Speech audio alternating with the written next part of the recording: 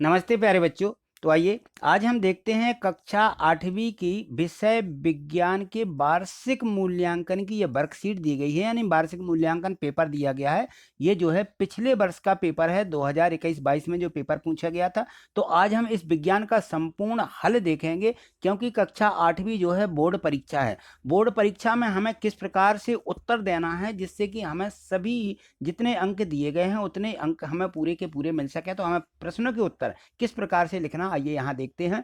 यहाँ देखिए, सबसे पहले तो यह है कि हमें अपना रोल नंबर अंकों में और शब्दों में यहाँ इस प्रकार से लिख लेना है, जैसा कि यहाँ बताया गया है कि 100 एक बच्चे का अनुक्रमांक जैसे लिख के बताया कि यहाँ देखिए ये लिखा हुआ, और एक एक अंक को एक एक खंड में इस प्रकार से लिखना है, और उनको शब्दों में भी एक एक अंक को लिख देना है। इसके बाद देखें तो यहाँ पे दिया है कि शाला का नाम, यहाँ अपनी शाला का नाम लिखना है, यहाँ अपनी शाला का डाइस कोड लिखना है, यहाँ परीक्षा केंद्र का नाम लिखना और परीक्षा की दिनांक लिखना, जहाँ पे हम परीक्षा दे रहे होंगे। ठीक है, तो इतना काम हमें ये यहाँ पे भर लेना है। फिर इसके बाद यहाँ देखिए, ये जो प्रश्न है यहाँ दिया गया है कि मूल्यांकन करता, और यहाँ से लिखा कि यहाँ से वर्कशीट से काम, वर्कशीट पर काम प्रारंभ करें। यहाँ देखिए दिया गया बहुविकल्पीय प्रश्न।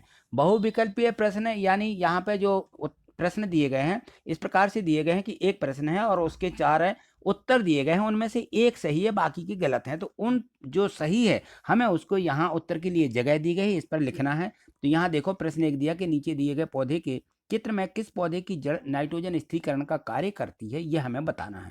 तो यहाँ देखें चित्र दिए गए हैं, यहाँ पे 1 2 3 4 चित्र हैं, और 4 ही चित्रों में नाम दिया गया कि चित्र आ, चित्र बा, चित्र सा, चित्र दा दिया गया ना। तो किसकी जड़ें जो है नाइट्रोजन का स्थिरीकरण करती हैं, नाइट्रोजन को बनाए रखती हैं। तो यहाँ देखिए दिया गया है कि चित्र आ में, बा में, सा में या दा में। तो इनमें से कौन सा सही है, आबा सा दा में से? तो यहाँ पे जो स्थिरीकरण का कार्य है वो जो चित्र आ दिख रहा है, इसकी जड़ें देखिए यहाँ पे, ये जड़ों में, और जड़ों में यहाँ पे देखें तो यह छोटे छोटे से यहाँ पे बने रहते हैं, यानी जो हमारी जड़ें रहती है जड़ों में यहाँ पे थोड़ी फूल सी जाती है। तो ये जो चित्र है ये दिखा रहा है कि इसमें नाइट्रोजन स्थिरीकरण का कार्य होता है। तो चित्र आ इसका बिल्कुल सही उत्तर है, तो यहाँ हम इसको लिख देंगे। ठीक है, यहाँ देखो प्रश्न 2 दिया है कि बूझो 4 सामान्य परखनलियों में पानी की समान मात्रा को गर्म करता है।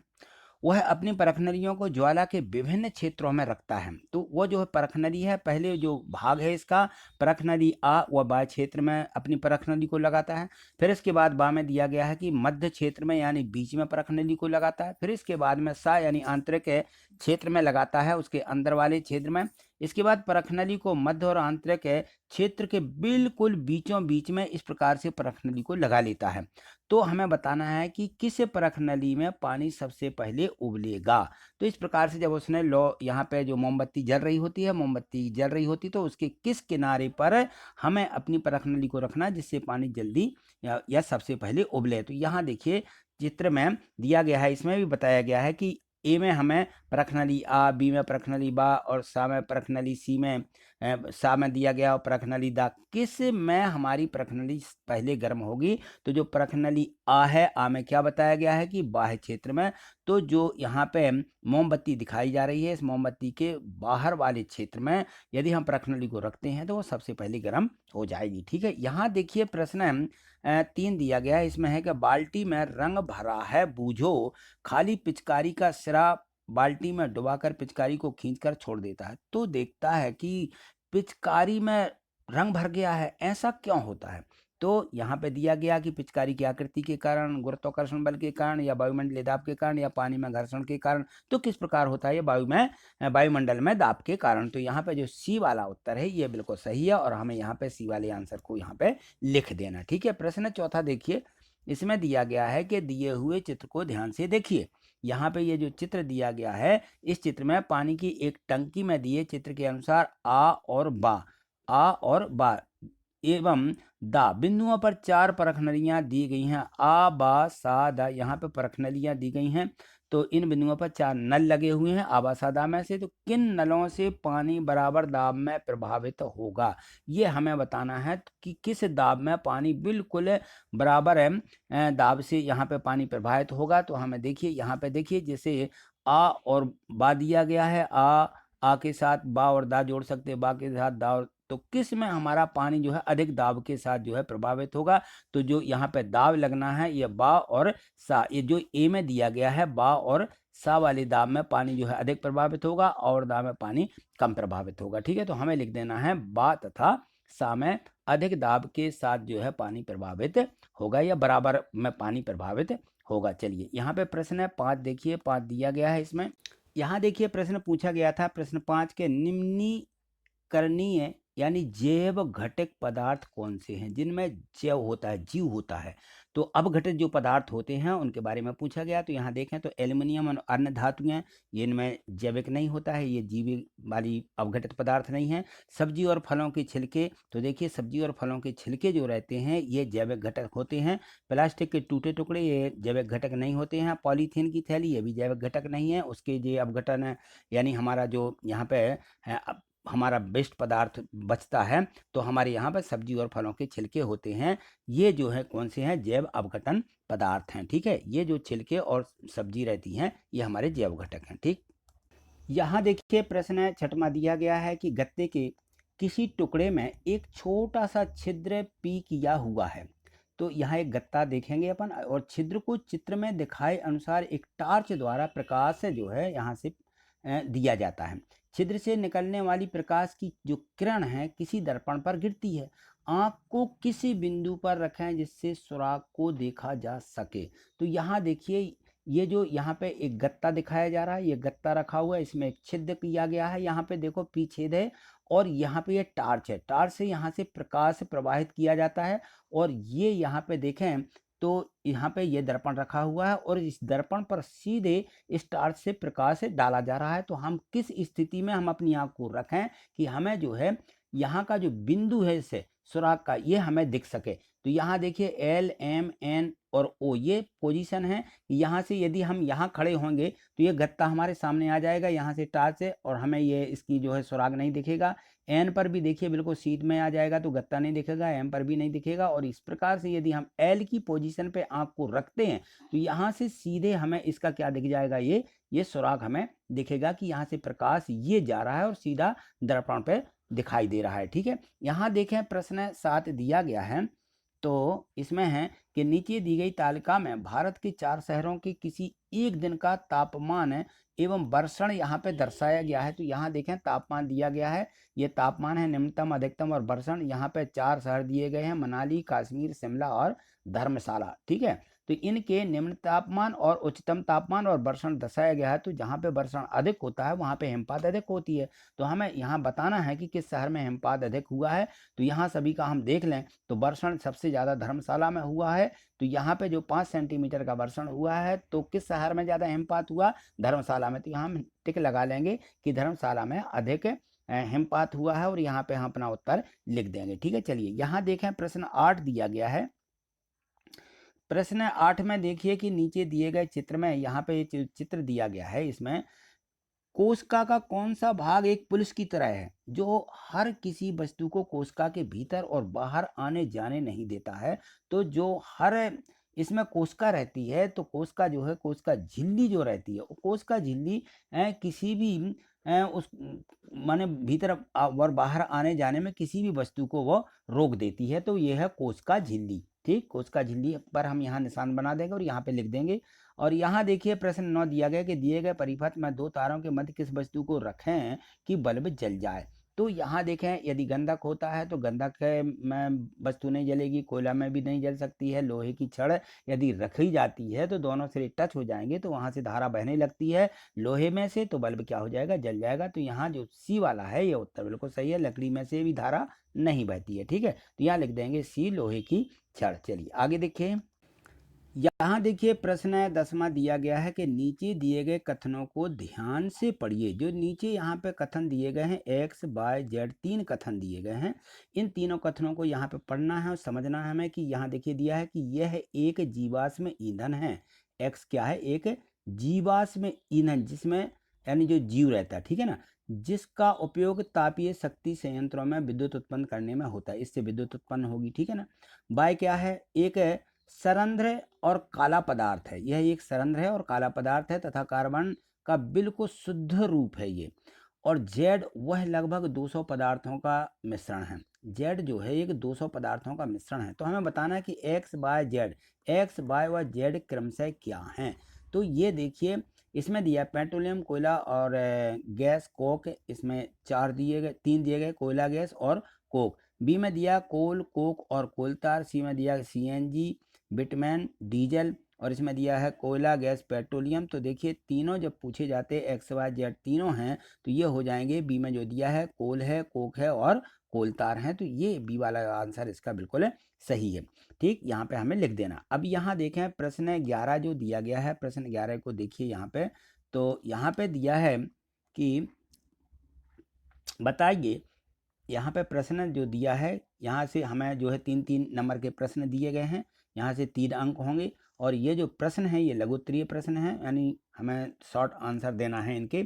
यहाँ से देखें तो लिखा हुआ है कि पहेली की माने पहेली को लंच बॉक्स में आलू के पराठे रखे और पराठों को लंबे समय तक ताज़ा और नरम रखने के लिए उन्हें एक एल्युमिनियम की पन्नी में लपेट कर रखा और अचार को प्लास्टिक की डिब्बी में रखा। पहेली के प्रश्नों के उत्तर दीजिए। यहाँ पे प्रश्न 1, 2 और 3 प्रश्न हैं। तो देखिए सबसे पहले तो ये लिखा कि एल्युमिनियम की पन्नी का उपयोग खाद्य सामग्री लपेटने में क्यों किया जाता है। क्योंकि यह संरक्षण विरोधी है, खाद्य सामग्री को कोई नुकसान नहीं पहुंचाती है और खाद्य सामग्री ताज़ा और नरम रही आती है, इसलिए एल्युमिनियम की पन्नी का खाना लपेटने में उपयोग किया जाता है। ठीक है।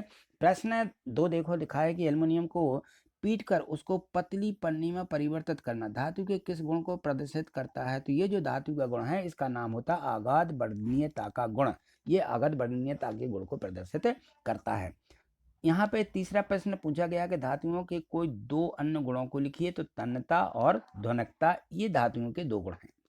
प्रश्न 12 पूछा गया था कि वैक्सीन हमारे शरीर में किस प्रकार का कार्य करती है। तो वैक्सीन देखिए यदि मृत अथवा निष्क्रिय सूक्ष्म जीव को स्वस्थ व्यक्ति के शरीर में प्रविष्ट कराया जाए तो शरीर की कोशिकाएं उसी के अनुसार लड़ने के लिए प्रतिरक्षी उत्पन्न करके रोग कारक को नष्ट कर देती हैं। जो शरीर में अंदर रोग कारक होते हैं उनको नष्ट कर देती हैं और यह प्रतिरक्षी हमारे शरीर में सदा के लिए बनी रहती है तथा रोग कारक सूक्ष्म जीव से हमारी सदा के लिए यह सुरक्षा होती है। तो आपने देखा होगा कि वैक्सीन है, आपने देखा पोलियो की वैक्सीन पिलवाई जाती है और अभी जो हमारा कोविड आया था उसकी वैक्सीन भी बनी हुई थी। तो ये वैक्सीन है एक बार शरीर में चली जाती है, मृत जीवी होते हैं, निष्क्रिय जीव रहते हैं उसमें और वो शरीर में डाल दिए जाते हैं जिससे कि हमारे शरीर में जो है वो प्रविष्ट होकर के जो हमारी कोशिकाएं रहती हैं, जो प्रतिरक्षी कोशिकाएं हैं, उनको नष्ट करके और फिर वो पूरे शरीर में इसकी सदा के लिए बन करके रक्षा करती है पूरे शरीर की। ठीक है, इसलिए वैक्सीन हमारे शरीर में कार्य करती है।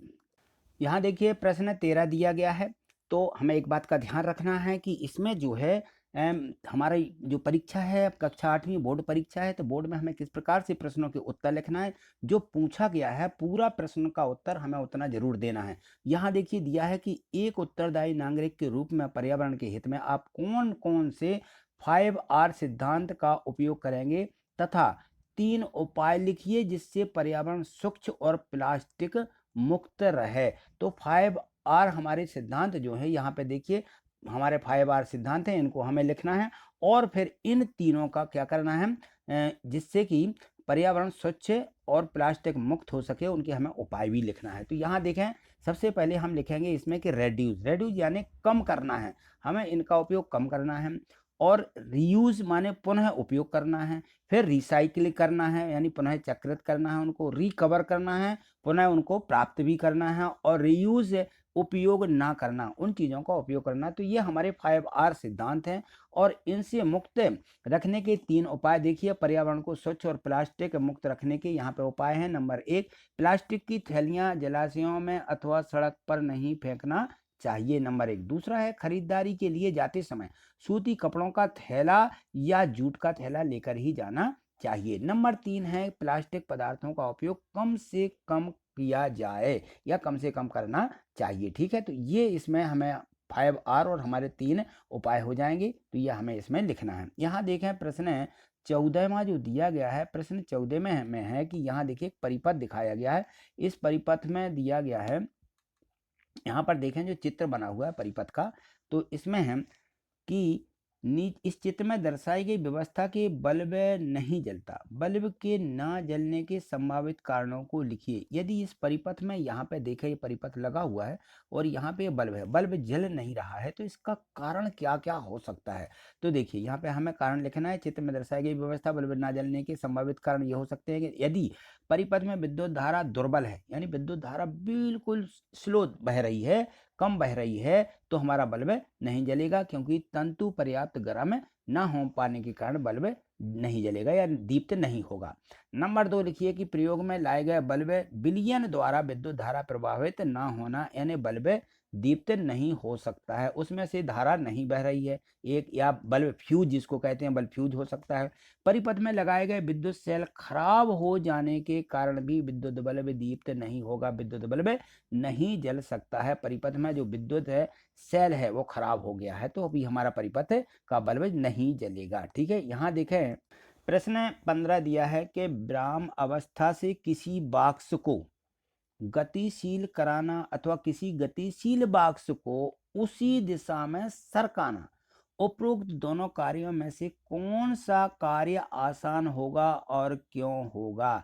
देखिए विरामावस्था में कोई वस्तु रखी हुई है, ठीक है ना, और बाक्स को हम गतिशील कराना चाहें, और यदि हम किसी गतिशील बाक्स को फिर उसी दिशा में सरकाना चाहें, तो दोनों कार्यों में कौन सा कार्य आसान होगा और क्यों होगा। तो देखिए जो वस्तु गतिशील होती है उसको उसी दिशा में सरका देना ज़्यादा आसान होगा, तो हम यहाँ लिख देंगे कि गतिशील बाक्स को उसी दिशा में सरकाना आसान है। क्यों? क्योंकि यहाँ सर्पी घर्षण का कार्य हो रहा है, सर्पी घर्षण कार्य कर रहा है, जिसका मान विराम अवस्था से किसी बाक्स को गतिशील करने में लगने वाले स्थित घर्षण से कम होता है, इसलिए उसमें हमें आसानी जाती है। ठीक है, चलिए प्रश्न अगला।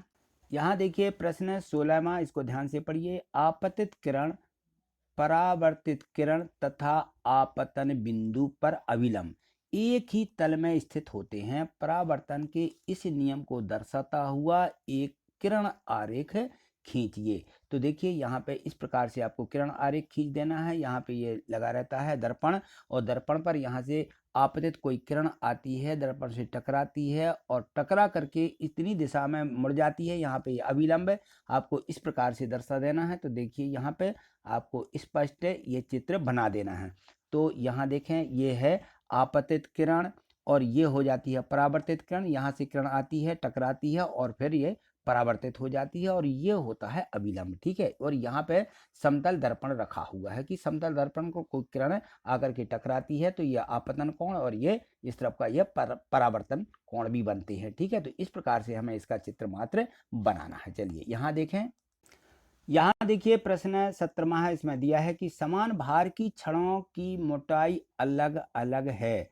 समान भार है, छड़ों की जो मोटाई है वो अलग अलग है। उन्हें चित्र के अनुसार रेत की सतह पर ऊर्ध्वाधर रखा गया है।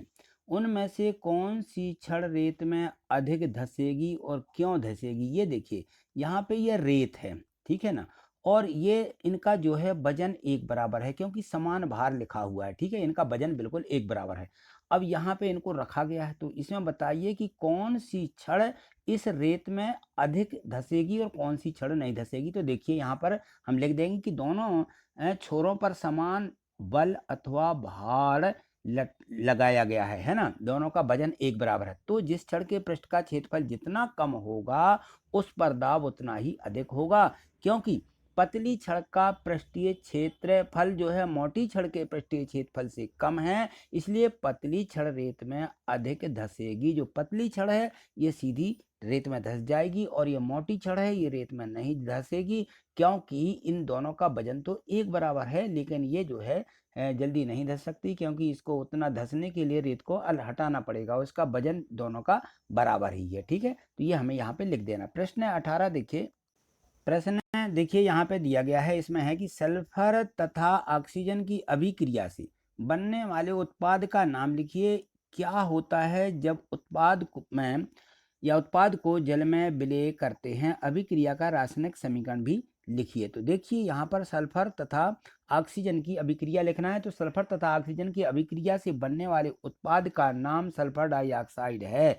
इस उत्पाद को जल में विलय करने पर यानी उससे जल से क्रिया कराने पर सल्फ्यूरिक अम्ल प्राप्त होता है। तो यहाँ हम अभिक्रिया का समीकरण इस प्रकार से लिखेंगे कि सल्फर डाइऑक्साइड यानी SO2 और थन उसमें क्या जल डालते हैं, जल हम प्रवाहित कर रहे हैं तो जल प्लस H2O तो क्या बनेगा सल्फ्यूरिक अम्ल H2SO3। ये हम यहाँ पे इसका अभिक्रिया का समीकरण भी इस प्रकार से लिख देंगे। या आपको मान लीजिए ये शब्दों में नहीं लिखना है तो सीधा सीधा हम यहाँ पे लिख देंगे कि SO2 और प्लस H2O और इसमें लिख देंगे इक्वल टू में H2SO3 इस प्रकार से हम अभिक्रिया का समीकरण यहाँ पे दे देंगे। ठीक, यहाँ देखिए प्रश्न 19 दिया गया है, इसमें है कि अम्ल वर्षा होने का क्या कारण है, लिखिए। तो अम्ल वर्षा जो होती है उसका कारण लिखना है। तो अम्ल वर्षा प्राकृतिक रूप से ही अम्लीय होती है। इसका कारण है कि पृथ्वी के वायुमंडल में सल्फर डाइऑक्साइड और नाइट्रोजन ऑक्साइड जल के साथ क्रिया करके नाइट्रिक अम्ल और गंधक का तेजाब बन जाता है। इनका कारण यह है, इससे अम्लीय वर्षा होने लगती है। ठीक है, तो ये मुख्य कारण है। यहाँ पे प्रश्न 20वां देखिए, इसमें दिया गया है, यहाँ देखें कि जल की कमी वाले क्षेत्र में सिंचाई किस विधि का उपयोग किया जाता है और उस विधि का नाम भी लिखिए। तो यहाँ पे देखिए चित्र बनाना है, विधि का नाम भी लिखना है। तो जल की कमी वाले क्षेत्रों में ड्रिप सिंचाई चलती है, बूंद बूंद करके पानी दिया जाता है और इस विधि का यहाँ पे उपयोग करते हैं। तो इसका हमें चित्र भी बना देना है। इस प्रकार से आप चित्र को बना दीजिए कि ड्रिप सिंचाई यंत्र है ये पूरा इस प्रकार से, और ये ड्रिप में लगी रहती हैं यहाँ पे ड्रिप, और इनसे बूंद बूंद करके पौधों में पानी जाता है। तो इस ड्रिप विधि का इसलिए उपयोग किया जाता है जिससे कि हमारा पानी जो है, पानी की मात्रा जहाँ पे कम होती है।